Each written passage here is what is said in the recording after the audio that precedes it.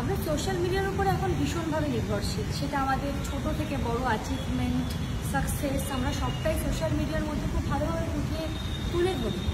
কিন্তু একটা সময় ছিল যখন আমরা স্কুলে পড়তাম, মানে আমার সময়ের কথা বলছি, তখন জাস্ট ফেসবুকটা এসেছে, ফেসবুকে সবাই খুব পোস্ট করছে, তারপরে তখন ইনস্টাগ্রাম এলো। কিন্তু ফেসবুক ইনস্টাগ্রামের এই রিল টিল তখন ছিল না, মানে এতটা অ্যাক্টিভ অন্তত আমি তো ছিলাম না। তো আমার মনে আছে আমি যখন মিঠাই শুরু হলো তখন আমাকে চ্যানেল থেকে বলেছিল যে তুমি একটা ফেসবুক পেজ খোলো, এ কি তোমার ফেসবুক নেই? তো আমি এরকম ধরনের একজন মানুষ ছিলাম যে খুব একটা সোশ্যাল মিডিয়া আমার মানে পছন্দ হতো। কিন্তু এখন আমি আমার লাইফে সব অ্যাচিভমেন্টস সোশ্যাল মিডিয়াতে দিচ্ছি। তো আমার একটা কথা মনে হয় যে এখন যারা স্কুল কলেজ গোয়ার তাদের জীবনে একটা প্রেশার তৈরি হয়, মানে একটা আনওয়ান্টেড প্রেশার যে আমাকে বেস্ট হতে হবে, কারণ আমি আমার চোখের সামনে পরপর যা যা রিল আসছে আর অ্যালগোরিদম যা ইনস্টাগ্রামে তুমি যেটা দেখবে সেটাই তোমার কাছে পরপর 10টা চলে আসবে। তো এখনকার যারা স্কুলে পড়ে, যারা খুব ছোটো, তাদের মধ্যে হয়তো আনওয়ান্টেডভাবে একটা প্রেশার আসে যে আমাকে জীবনে এইটা করতে হবে, ও ওটাকে বেস্ট, তাহলে আমি কেন, am I not good enough? কিন্তু এই প্রেশারটা না সোশ্যাল মিডিয়ার থেকে আসছে। মানে এমন নয় যে তুমি কিছুতে খারাপ, তুমি হয়তো কিছু শুরু করছো, কিন্তু তোমার সেই চ্যাপ্টার 20-তে যেতে সময় লাগবে। কেউ তো 1 থেকে 20-তে এমনি চলে যেতে পারে না।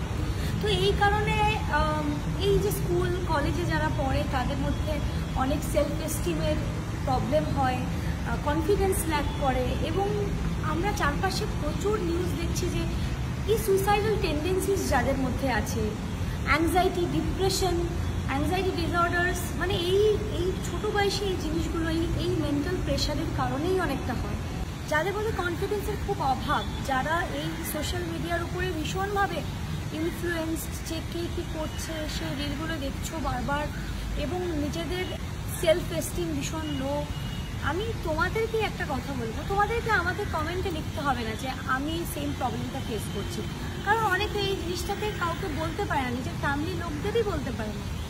তোমরা নিজেরাই আমার ভিডিওটা দেখো, এবং তোমাদের যাদের কাছে পৌঁছাচ্ছে, যাদের এই ভিডিওটা দরকার, একটা কথা মাথায় রাখবে যে কেউ শুরুর দিন থেকেই বেস্ট হয়ে যায় না।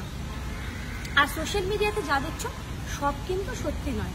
এই যে ধরো কিছু কিছু রিল আসবে যে কেউ ঘুম থেকে উঠছে, ঘুম থেকে উঠে এটা করছে, তারপর এটা করছে, তারপর ওটা করছে, তো কেউ একটা এঁকে দেখালো যে আমি এরকম একটা পেন্টার, হয়তো সে পেন্ট করেই নি নিজে, এরকমও হতে পারে।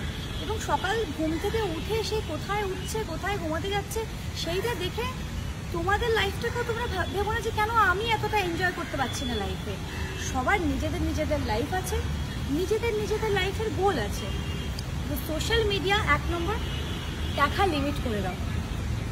2, নিজেদের যাদের মনে হচ্ছে যে আমি ভীষণ শাই, আমি কাউকে নিজের কথা শেয়ার করতে পারি না, আর তার জন্য আমার ভিতরে ডিপ্রেশন, অ্যাংজাইটি কিছু আসছে কিন্তু আমি কাউকে বলতে পারছি না, তোমরা নিজেদের সেলফ কনফিডেন্স গ্রো করার চেষ্টা করো। খুব সিম্পল পদ্ধতি, মানে রোজ সকালবেলায় আয়নার সামনে দাঁড়িয়ে নিজের ইন্ট্রোডাকশন দাও। আমি এই ক্লাসে পড়ি, আমি এইটা হতে চাই, এবং আমি আমার বাবা মাকে বা তোমার খুব কাছের মানুষ যারা, আমি এই জায়গায় তাদেরকে রাখতে চাই, এরকম একটা করতে। ছোট অ্যাচিভমেন্ট হবে, সেগুলোকে একটা ডায়েরিতে লিখে রাখো। যেমন ধরো তুমি একটা পডকাস্ট দেখলে, সেই পডকাস্টে তোমার ভালো লাগলো কিছু কথা, সেই কথাগুলোকে তুমি নোট ডাউন করতে পারো যে আমি এই কথাগুলো শুনেছিলাম, এইগুলো আমি করার চেষ্টা করবো আমার জীবনে। ভালো জিনিস দেখো সবসময়, ভালো জিনিস মানে আমি বলছি কারোর অ্যাচিভমেন্ট দেখতে বলছি না, তুমি নিজের অ্যাচিভমেন্টকে নিয়েই ভাববে, এবং যারা মোটিভেশন তোমাকে দিতে পারবে, এই অনুপ্রেরণামূলক কথা বলতে পারবে, তাদের ভিডিওই শুধু দেখবে, ডায়েরিতে নোট ডাউন করবে। তার সাথে রোজ একটা করে স্মল অ্যাক্টিভিটি তোমরা শেখো।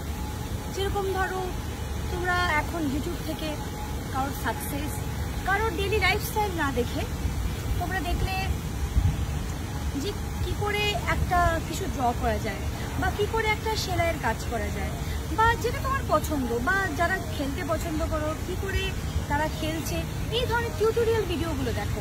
রোজ নিজেদের একটা কিছু অ্যাক্টিভিটি যে তোমরা শিখবে, সেটাও ডায়েরিতে নোট ডাউন করবে যে আমি আজকে এইটা শিখেছি। এবং সর্বশেষে একটা কথা মাথায় রাখতে হবে যে কারোর লাইফ কিন্তু এক নয়, সবাই নিজেদের নিজেদের আলাদা লাইফের পথে চলছে এবং জীবনে যেটা লেখা আছে ঠিক সেটাই হবে।